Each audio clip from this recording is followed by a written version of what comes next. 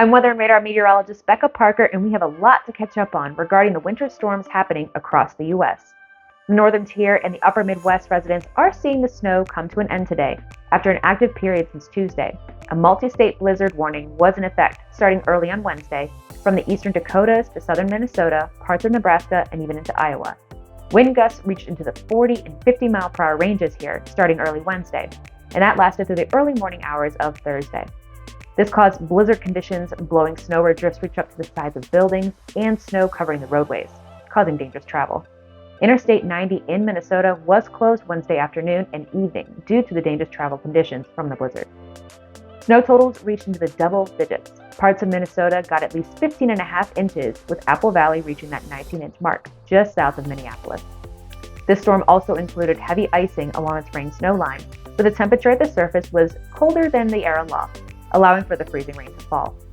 Much of the freezing rain stretched across the Midwest and Great Lakes. Ice amounts around 1/4 of an inch were common, but Ann Arbor, Michigan takes the icing on the cake with the 0.65 inches of ice, leading to power outages, downed trees and branches, and dangerous travel. When you're indoors, however, the ice can be beautiful. You can hear how the ice sounds like glass on this tree in Iowa after the storm subsided.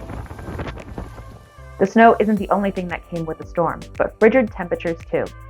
Denver woke up to a new record low temperature of -11, breaking the previous record of -7. Wind chill warnings and advisories spread across the northern tier with today's chill.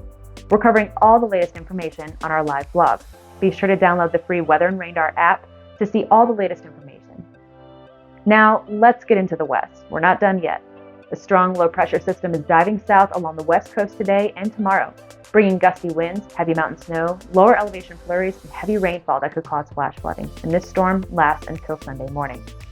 Blizzard warnings have been issued for the southern Sierras, parts of the Great Basin, and for the first time in decades, the southern California Los Angeles County mountains. While between 3 to 4 feet of snow drop across much of the warned area, 7 to 10 feet of snow will pile up along the southern Sierras and southern California mountains. Now again, all Weather and Radar meteorologists are tracking these storms, and you can be sure you'll get the most up-to-date information on the Weather and Radar app. Stay safe out there.